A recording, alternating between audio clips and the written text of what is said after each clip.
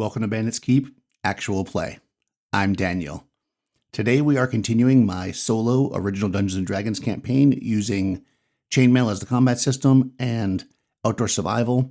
We're digging into a little bit more Chainmail today with the hero and the Hobbit. So as we've been following this epic journey, the hero and Hobbit are once again captured. And what I'm deciding to do here is, as they're being transported to meet the evil high priest that has captured them, that's running the armies, there's going to be a group of lawful soldiers that are going to try to rescue them. So we've got a little bit of rescue going on. We're going to play this out in Chainmail again. So let's see how this goes. Welcome back to the hero and the Hobbit. All right. Well, it's been about 3 weeks since our Hobbit was captured while trying to rescue the hero, who was also captured. Our wizard is off in council trying to convince the forces of law to effectively help the hero and the Hobbit, but really take their tower back. That's the main thing. Our seer's been out of play. We may bring her back at some point, but she's probably not going to be relevant today. What I am going to do, I had thought about the idea of playing out another escape, because we had done that once before. But again, we did it once before. So here's the hero, here's the Hobbit. They're causing trouble. The Wizard's Tower is about a 3-4 day journey on foot to the cleric's tower, if it will, where the main evil high priest is laired. So I think what we're going to say here is that the main evil high priest has demanded to see them, as evil villains do, and they're going to be transported, for lack of a better way to say it. Now, there's another force in play here. If you remember when I played out the Chainmail battle, there was another group that was coming, and I just kept rolling, and they never showed up. That included one hero, and I think it was about 100 soldiers. Well, that group, right, is still in play. So what I'm thinking here is we're going to use the Mythic deck to kind of confirm everything. But my plan is, for this session, is that the hero and the Hobbit are being transported by a bunch of zombies, and potentially some wights, to the evil high priest's lair. On the way, they're going to be ambushed by this group of, a small kind of, I'm not going to call them a rebel group, but they're a group that's not waiting for the forces of law. Maybe they're just aligned with the wizards, they're friends. Either way, they're going to kind of come in and try to rescue. It's going to be another rescue mission, but done in the form of an ambush. So what we're going to do here is we're going to use Mythic deck, which we've used before, possibly the Signs deck, to establish exactly what's going on here. So number one, let's get some numbers here. So there was 2 wights left surviving that battle, but wights can turn other creatures into wights when they kill them. So there's potential that there's more wights that have been formed in the last 3 weeks. So the first thing I'm going to do is use Mythic to just ask that question. I'm going to give it a 50-50 chance. Basically, that means I'm going to pull one card, and if it's yes, then there's more wights. If it's no, then there's no more wights. Yes. Exceptional yes. Okay, so I was going to have from 1 to 3 more wights, so a total of 5 max, but since it's an exceptional yes, we're just going to say there's 5 wights. So I have 5 wights here. That's a little problematic, but 5 wights. Now, here's the other question. Is this magic user with the group? She's not going to be super useful, to be fair, because she's not even a seer yet, so she can't actually cast spells in Chainmail, but, just to have her there as a plot point. Is she going to be with this group? And maybe that's one of the reasons why they're helping or raiding. Maybe she'll go and kind of do backup. I'll see what spells she has. I think she has a charm spell, which isn't going to be useful against the zombies, a sleep spell, and a light spell. So I don't think spell-wise she's going to be very useful, but what she might be able to do is bring horses in for the others. So let's just see. Is she there? Again, 50-50. Yes, okay. So she's going to be there. She's going to be on a light horse, a riding horse, and she's going to be bringing along 2 other horses for the hero and the Hobbit for this escape. Because our group is a hero who, the rescuing group, we'll call them the NPC hero, they are going to be, they're mounted, they're on a heavy horse. The rest of the troops are going to be on foot, because that's what they were before. I could have reformed and created a different group, but I think that we'll just keep it simple. And what they're going to do is ambush. Now, the scene I'm going to set up here is that they're about halfway. They're in an open plain area, maybe with some hills around the edges, and the group is lying in wait. When the zombies kind of get about halfway across the board, if you will, they're going to kind of rush in and try to take the hero and the Hobbit from the center, free them, kill as many zombies and wights as they need to, and then get the heck out of Dodge. So what we're going to use Mythic, and we're going to establish that's our starting scene. Is that what happens? So what we do is we pull one card, and the chaos factor is at 5 because it always starts at 5. And we're going to look. When we look here, scene setup, it doesn't matter, 1 through 9, altered. Okay, so the scene is altered. That means that it still happens. It's not changed, but it's altered in some way. So it could be altered in many different ways. It could be the terrain is altered. Maybe they couldn't find where they wanted to attack. Maybe they don't get the element of surprise. Maybe, let's see. So I'm going to actually use another oracle. You know, I'm going to use this deck here just to see what we get, and maybe that'll tell us how it was altered.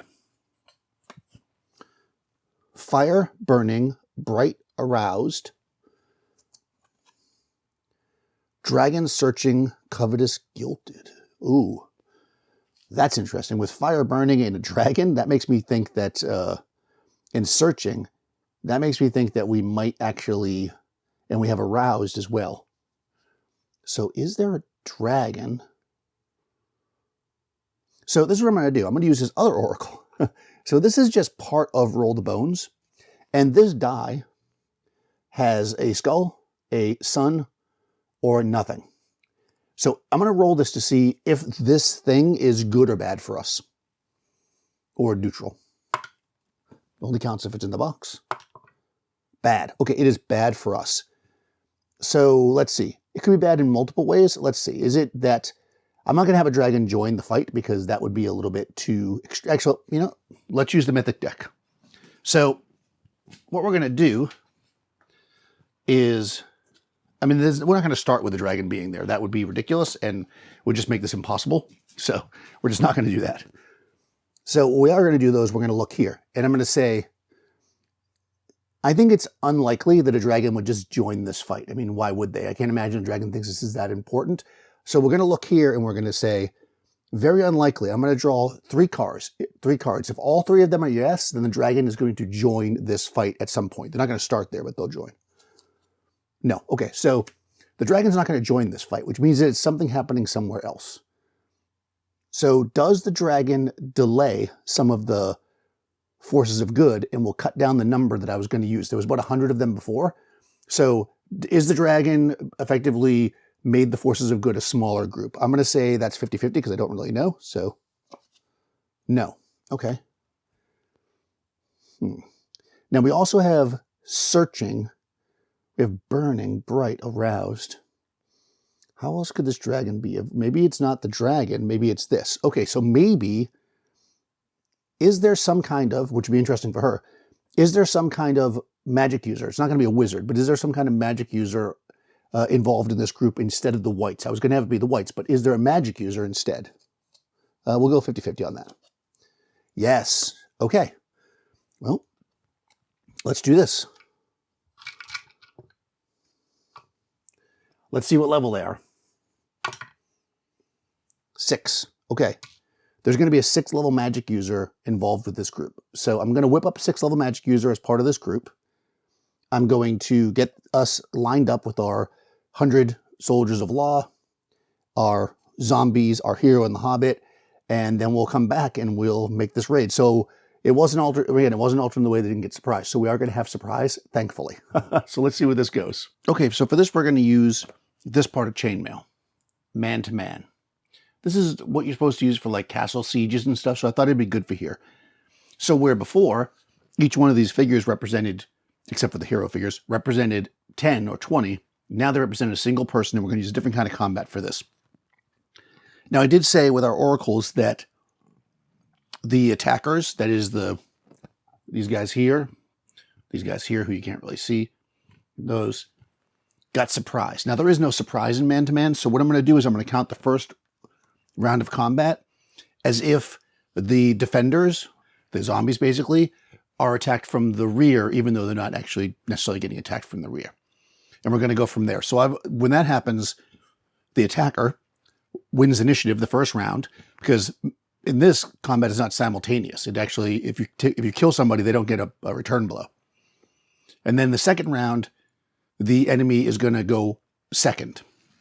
There will be some other factors in here because of the whole zombie paralysis thing, but we'll deal with that in a second. So let's take this one step at a time. I'm going to run through what the battlefield looks like, what's going on here, and then we'll start moving. Everyone here is going to be considered heavy foot based on their armor. They're all wearing chain armor. Their weapons are going to basically be whatever the figures are holding. The zombies are also heavy foot because they're zombies and they're tough, but they don't have any weapons. So I'm going to give them a bonus, and we'll talk about that when they attack. In the center here, we have a wizard, the magic user. He's a magician, 6th level magic user. We have the hero and the hobbit, who are both weaponless and tied up. Now, they are a prisoner, so you see the zombie on each one of them. If those zombies are killed, they will be released and they will get to move the next turn. The other hero, the NPC hero, is on a horse back here. He's on a heavy horse. He's going to try to charge in. Now, this is our NPC magic user, our other character that we've used sometime. Oop, her name is slipping my mind. Let me check my character sheet. Isimi. Even though I'm using a regular figure for her, she's also on a horse. She's also leading 2 light horses. The plan is going to be to try to break this group up, get horses to these guys, and get them out of here. We don't need to defeat all of these zombies. I mean, obviously, we can, but, well, I don't mean we can. They might want to, some of the soldiers. We'll make morale rolls and stuff. But really, that's not the plan. The plan is to ambush, to rescue, and get the heck out of Dodge. So, if we can take this magic user out, that would be a bonus. All right, round 1. Again, we have the initiative. So, the hero, I'm going to move them first.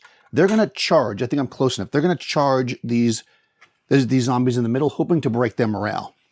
So whenever you do this, it's a little bit different for man-to-man. So in the regular combat, we're going to use this.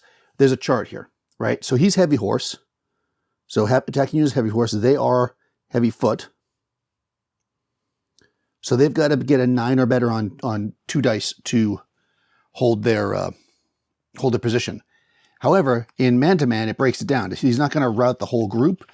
Basically, what it says here is use standard morale tables, check by type and troop, and allow for bonuses of dice. For cavalry charge, use combat tables, 120 to determine if check is necessary, double for flank or rear attack.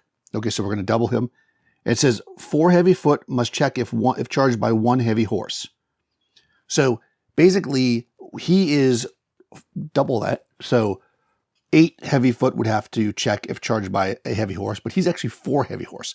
So basically 32 heavy foot would have to check. There's not enough in that line. So what I'm going to say is we're going to check morale on this center group, and we're going to roll each one of them separately to see if they break. And you might say, well, and I think actually when we did the other part, I said zombies don't check morale. Well, they do in Chainmail. So we're going to check each of these individually, and if they break, we will see. I believe they move back a move and a half.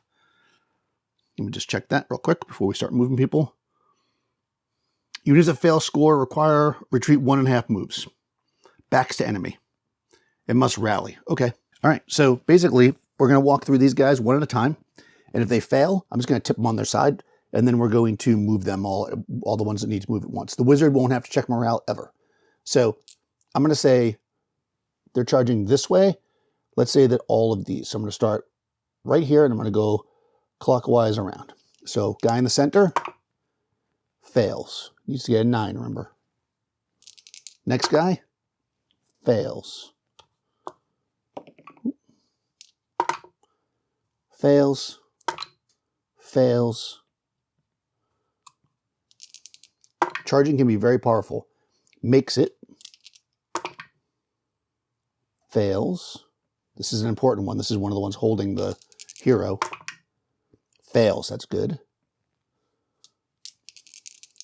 Could be this guy now. Fails. I'm going to go around, and then the last one will be a hobbit. Fails. Fails. And on the hobbit, fails. Okay, perfect.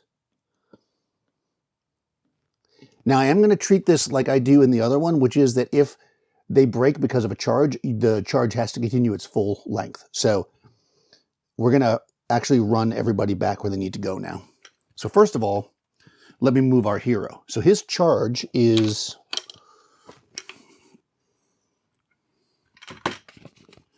made notes myself. His charge is 24. Let's move them first. That's 2 of these. Boom, boom. So they're actually going to end up here. So they rush through, effectively breaking the ranks of the zombies. All the zombies that failed, they've got to move back 1.5. Their movement is 6, so they've got to move back 9.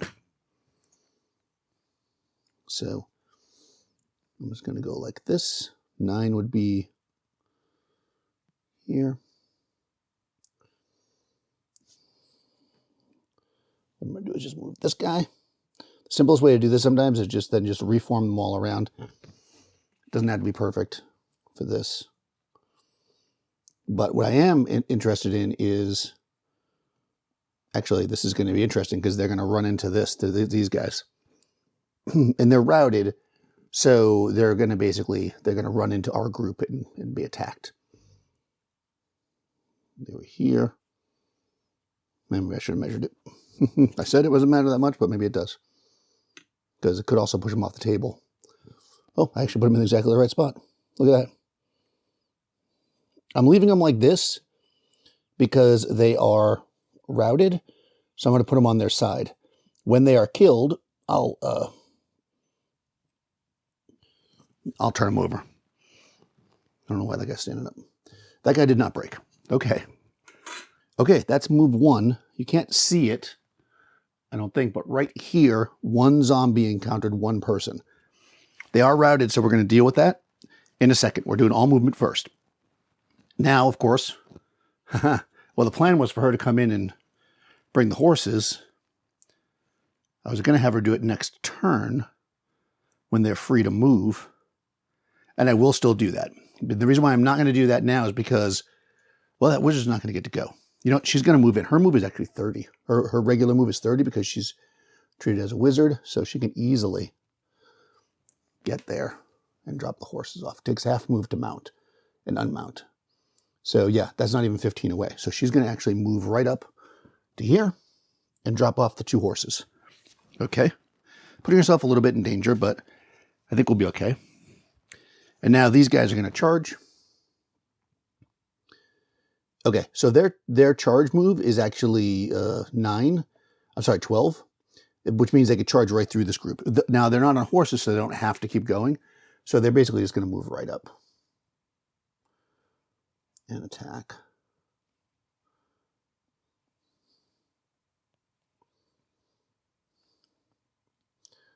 I mean, since they can run through them, I think we're just going to go like this. So far, this looks pretty positive for the humans, but yeah, I don't think they'd be able to run through them. That would probably be. So these guys are going to be back here. So I guess only the first rank charged. These guys would move 9 instead. Where's 9? 9 would still put them up there, so they can move up to 9. That's their regular move. So these guys are just going to move up, get in line to fight.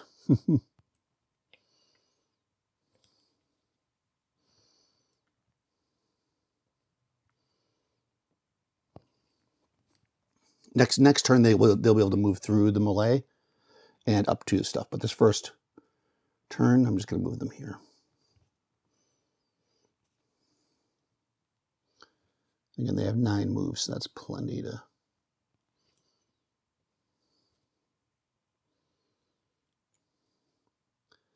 All right, some of them are falling over. I'm not going to worry about staying them up right now because...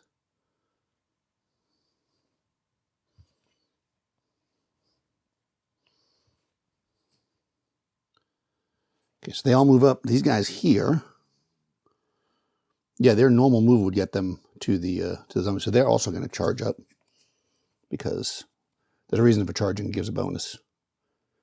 It does mean they're going to take... They could tire out quicker, but we're hoping for a quick victory.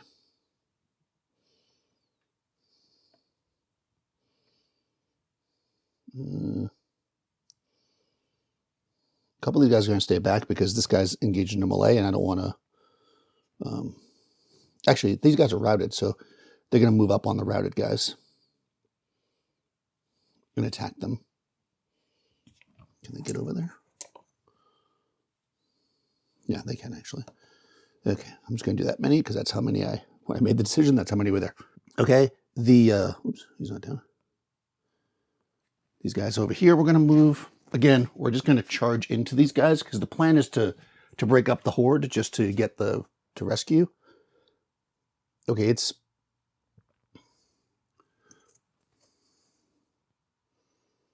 Yeah, okay, so easily can get there without on Nova.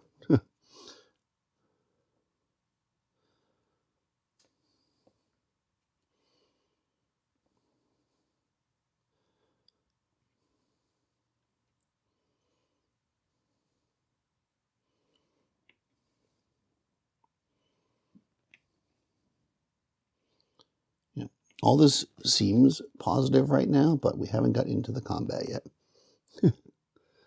So we'll see where this goes.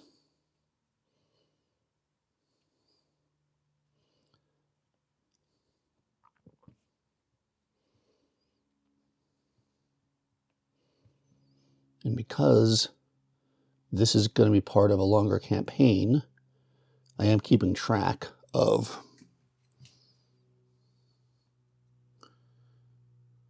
all the people who are killed and stuff. That's going to matter. So it's not like if we charge up here and kill these zombies and then get away with the hero, that's going to be it, right? We still don't want to lose too many people if we can avoid it.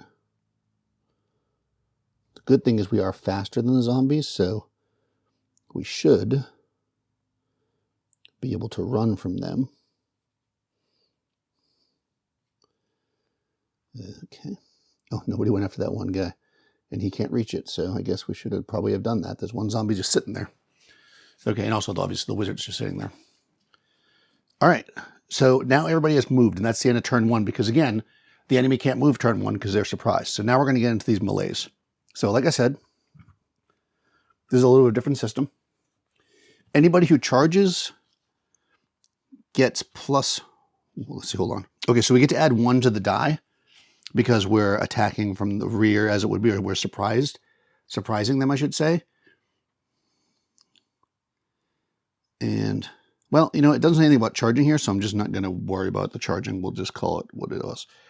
All right, so they're going to get to add 1 to their die. So I'm just going to go down the line, and we're going to... Now, the zombies aren't wearing any armor, obviously. So when we look at our man-to-man table here, this is our weapon versus armor. So we've got no armor, and this guy and this guy both have pole arms. They have halberds.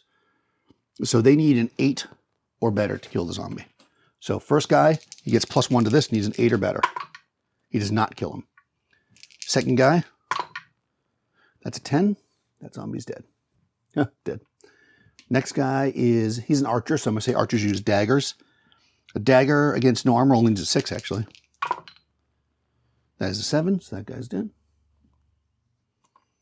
Next guy is also an archer, so he also needs a 6. Got it, he got 12, actually. That's good. This guy's got a sword. A sword needs a 7. Again, he gets +1. Nope. Next guy has a pole arm. He needed an 8. Gets him. This guy's got a sword again. That's a sword guy, yep. Needs a 7. Ooh, 12, got it. This guy also has a sword. Needs a 7. Got it.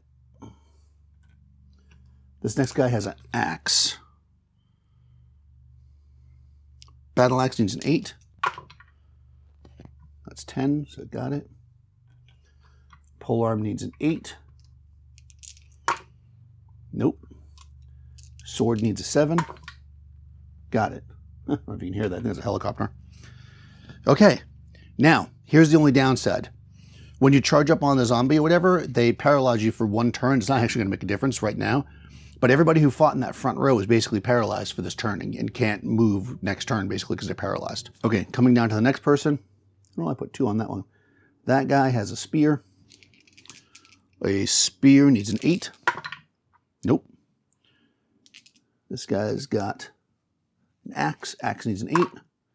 Gets him.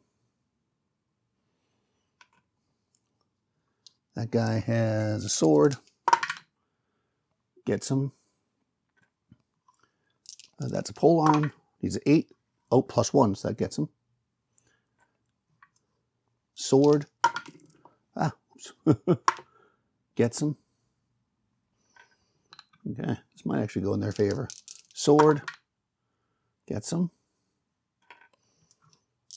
Sword. Nope. Polearm. That's 8, so gets him.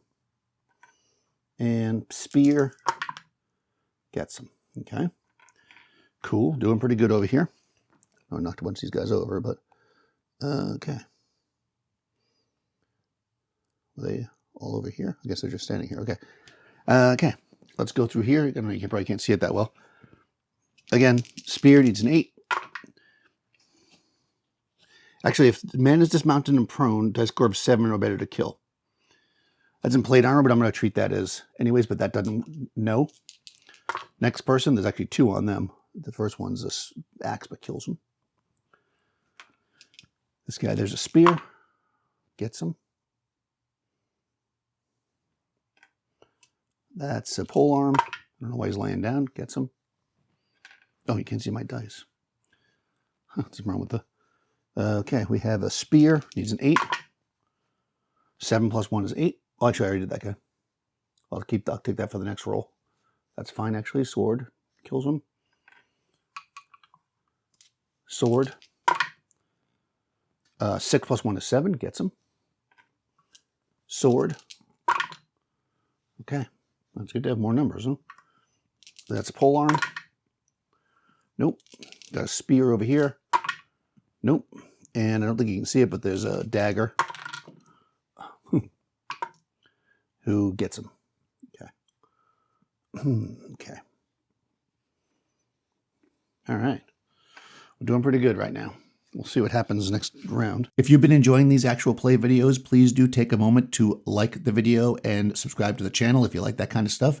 Ring the bell if you want to get notifications.